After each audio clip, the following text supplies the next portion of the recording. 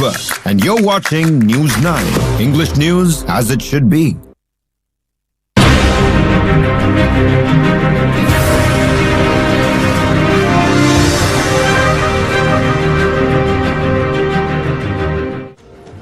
Welcome to News9 and you're watching On Point. Today we have two On Points.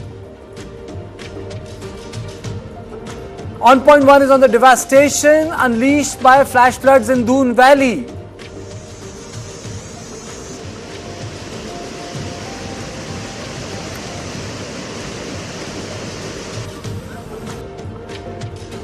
On Point 2 is on Netanyahu's never-ending war on Gaza and Arab world's response to it.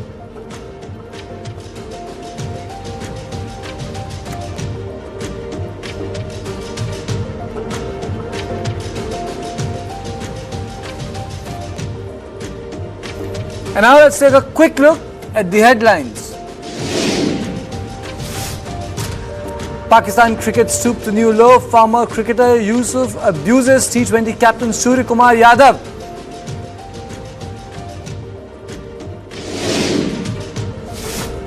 Former Pakistan cricketer Shahid Afridi praises leader of opposition Rahul Gandhi, triggers Rao. Congress releases old picture of Afridi with BJP leader Anurag Thakur.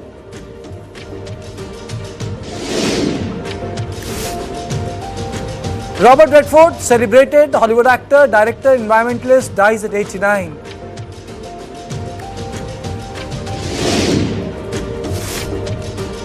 Mauritius occupies special place in India's neighbourhood first policy, says President Murmu after meeting Mauritian Prime Minister Naveen Chandra Ramgoolam. Actor turned politician Vijay writes to Home Minister Amit Shah, urging him to stop imposing Hindi.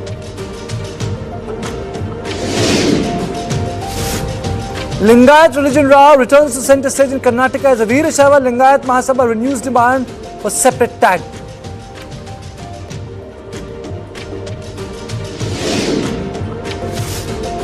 Jaish-e-Mohammed admits to top terrorist Maulana Masood Azhar was targeted in Operation Sindoor. First official acknowledgement from Pakistan.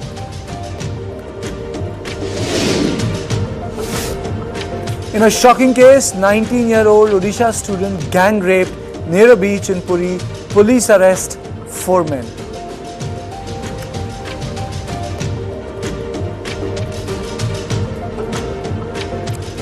Rains caused massive damage in Dehradun. Cloudburst destroyed properties and killed 5 people in the Doon Valley. Roads, houses and shops were damaged while a bridge was washed away. The Tapkeshwar Mahadev temple was heavily affected with up to 2 feet of debris flooding the premises and submerging parts of the temple complex. The Tamsa river is in full spate while the Chandrabhaga river in Rishikesh has also flooded nearly highways, stranding vehicles and prompting rescue by the SDRF team. Landslides in Pithoragarh have caused road closures and forced the postponement of the second phase of the Adi Kailash Yatra. Uttarakhand Chief Minister Pushkar Singh Dhami has assured that the district administration, SDRF and police are actively engaged in relief and rescue operation. Uttarakhand is witnessing its most extreme monsoon since 2022. From June 1st to August 5th, 2025, the state recorded 43 days of extreme weather out of 66, the highest for this period in the past 4 years.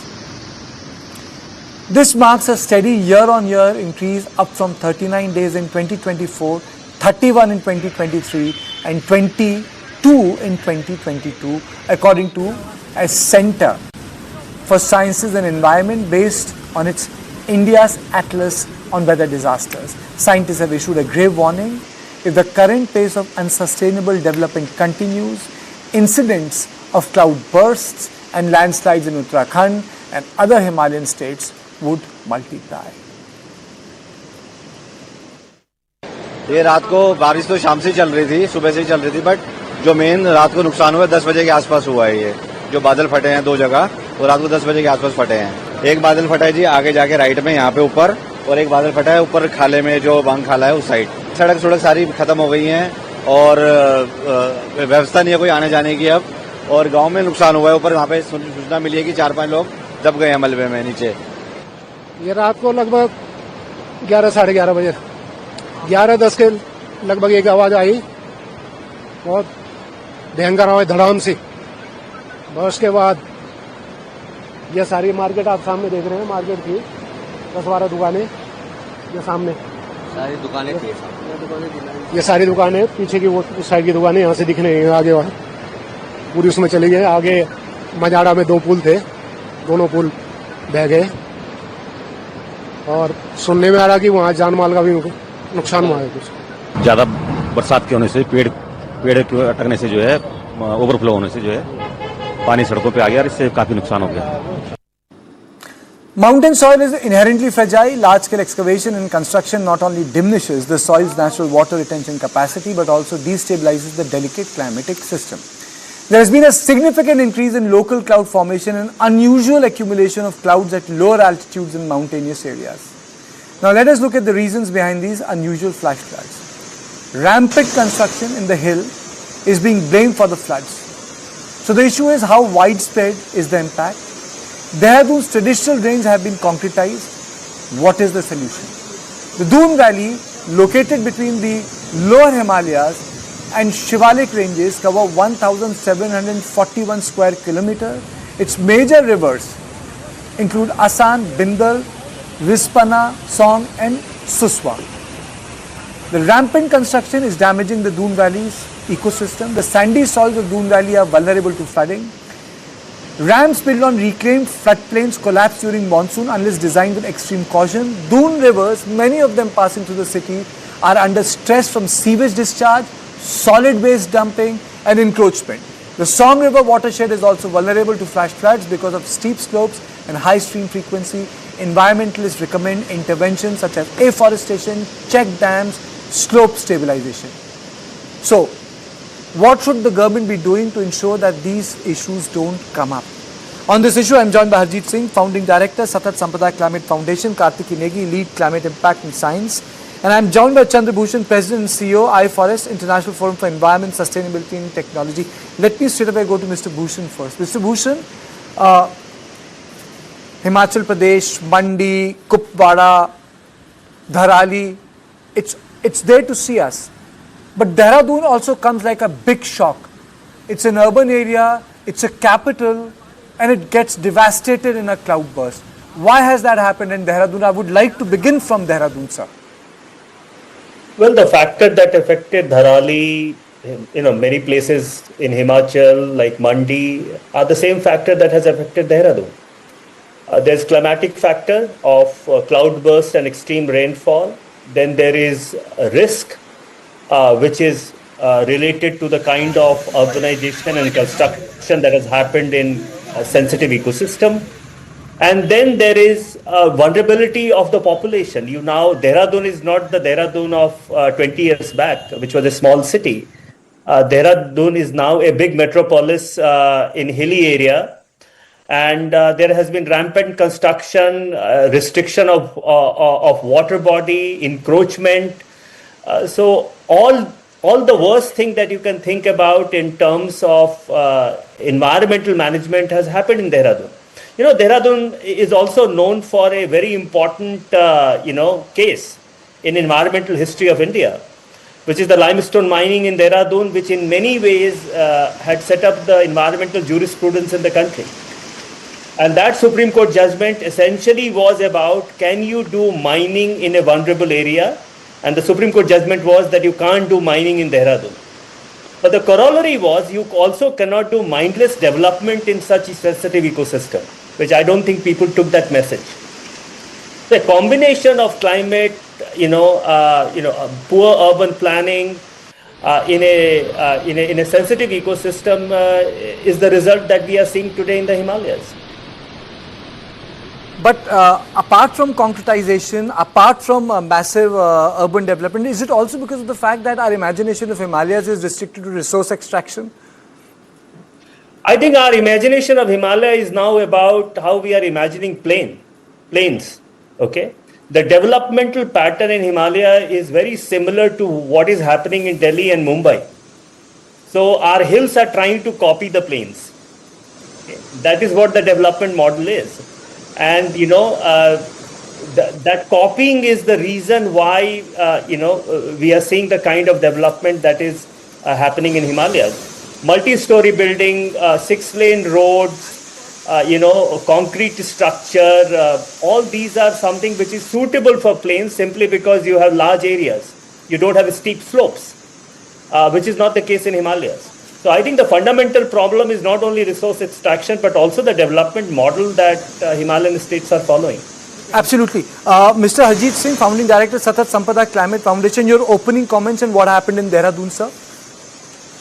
Well, absolutely, we need to recognize that there are a combination of factors. So there are meteorological factors of how these cloudbursts happen, and then there's topography, and then of course the climate angle, how it's all getting intensified as warming increases, which has a clear role in intensifying these disasters and making them a lot more frequent. But we cannot ignore the fact that climate change is a threat multiplier, which means those threats already exist, which means that all the development that we are doing, which is ignoring environment, and we are doing that mindlessly in eco-sensitive zones. We are talking about Himalayas. Let me also bring in a phrase. I used to live in Andaman Nicobar Islands for 3 years post-tsunami, and you know the phrase that we were using there, and I heard from people, which is the mainland mindset.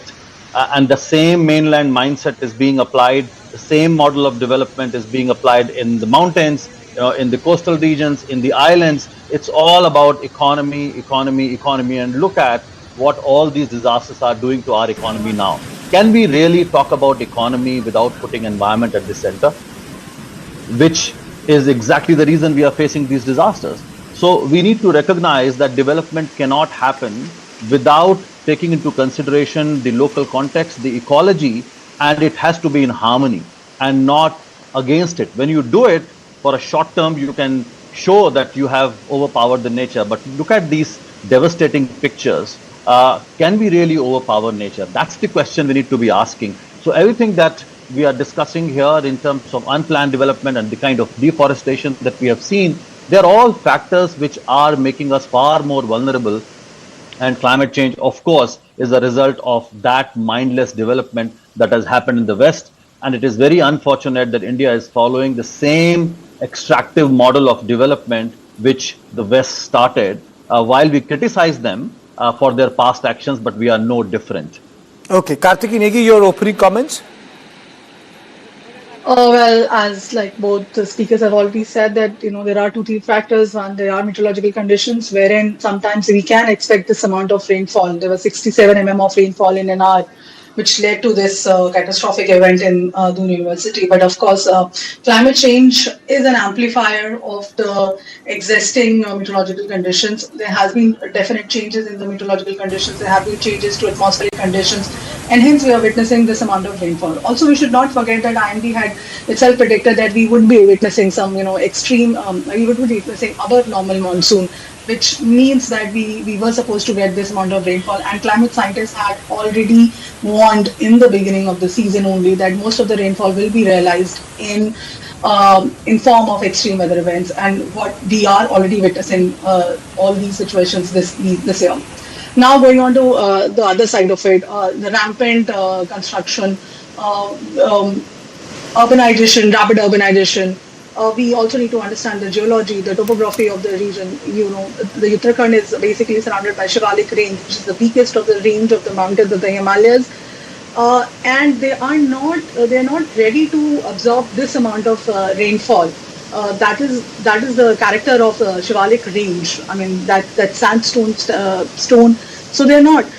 So we need to have a check on what we are doing, how we can get these sustainable livelihood and save lives across the region.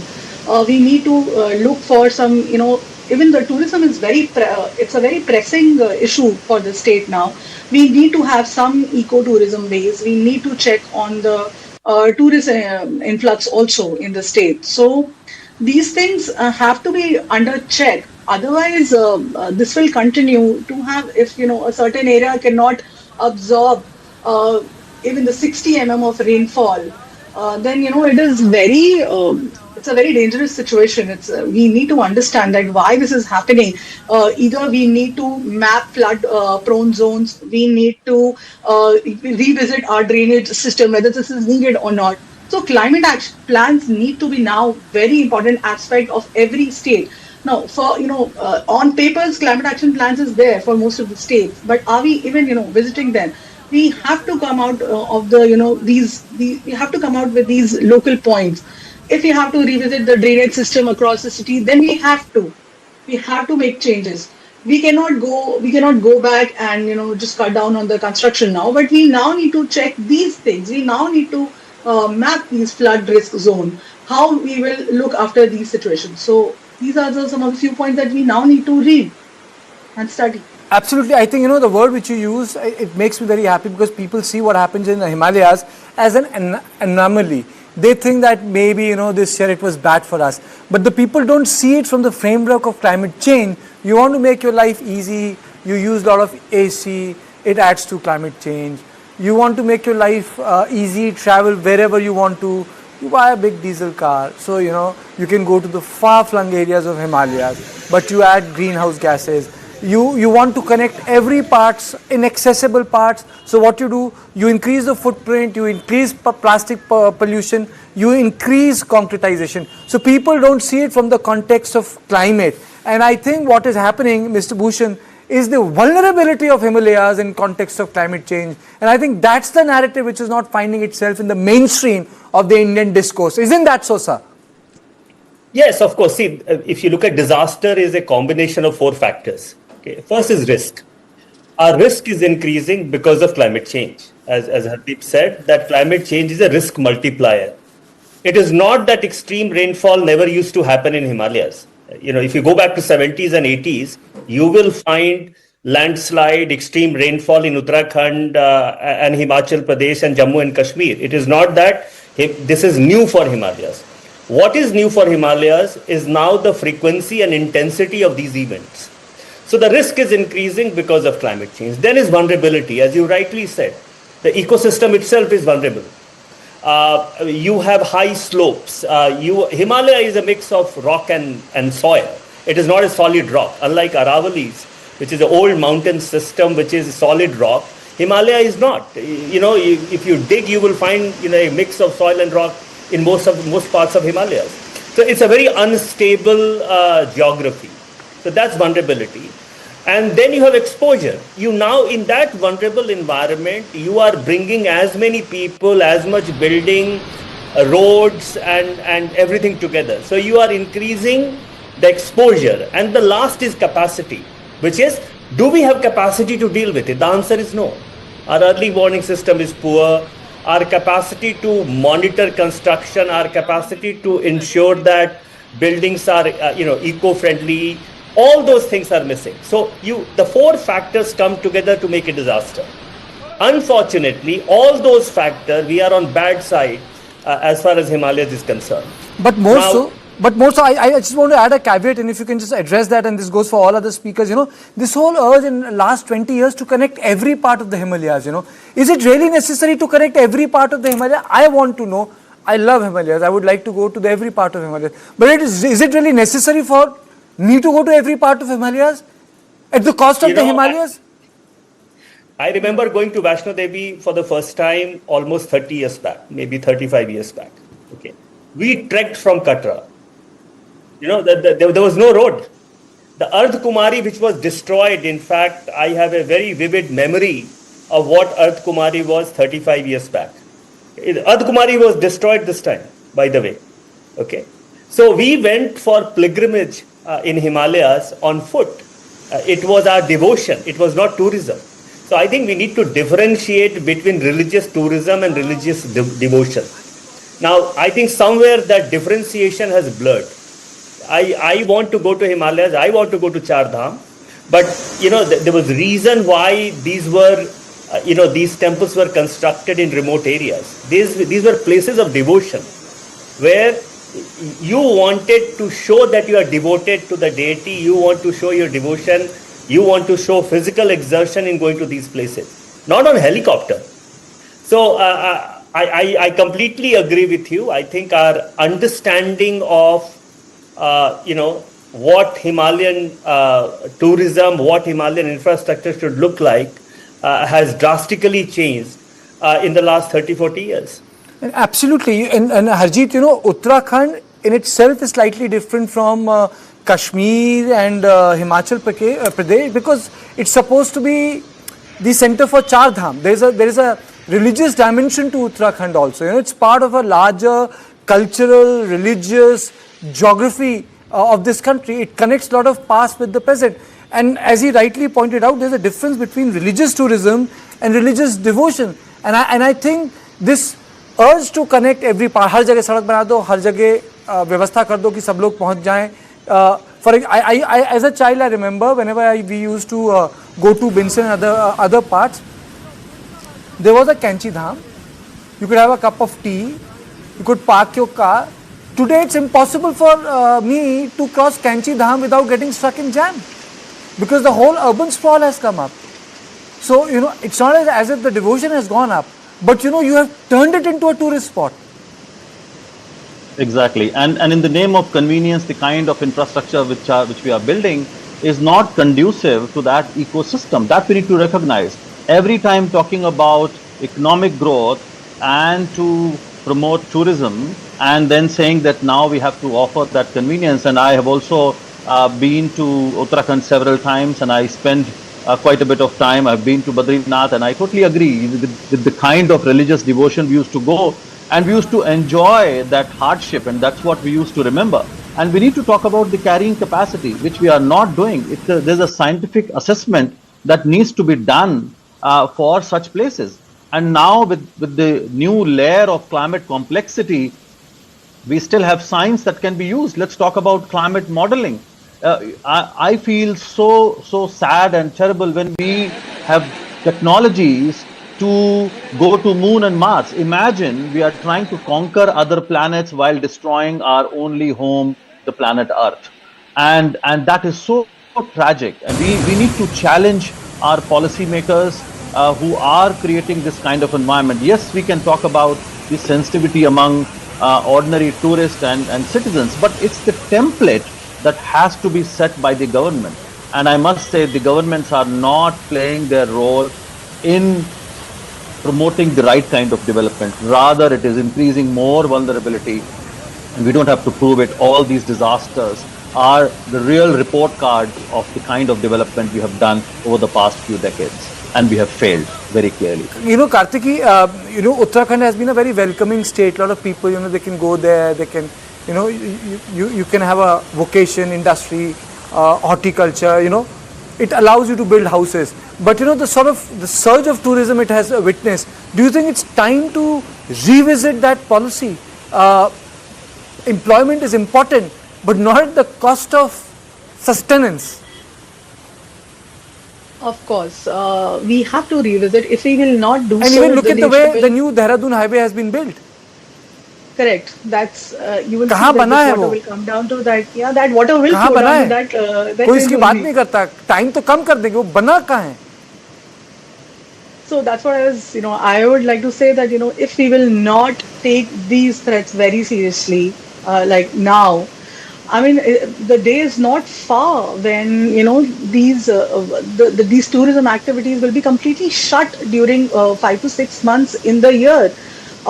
We all know that extreme rainfall, extreme weather events are going to increase. Every year there's a new study. Year by year there's a new study which says that there's more amount of rains are likely to happen in the Himalayas.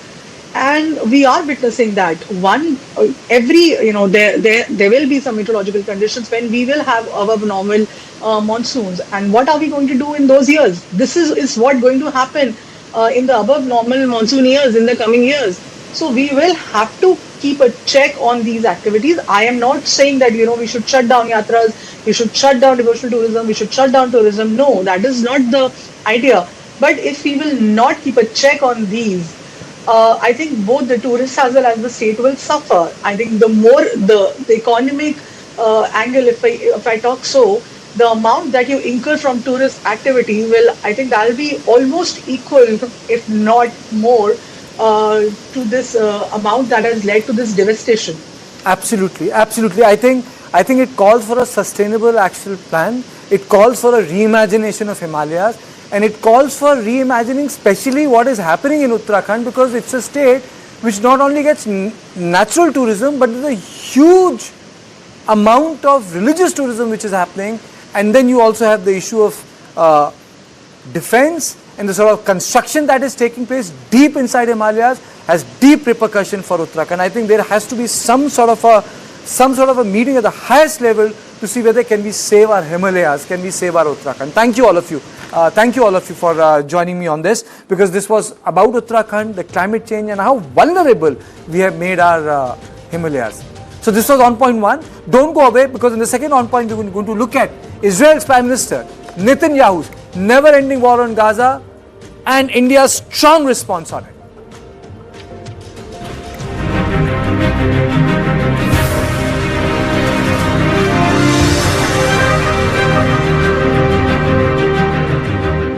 मैं कहना चाह रहा था कि prominence नहीं है, prominence मतलब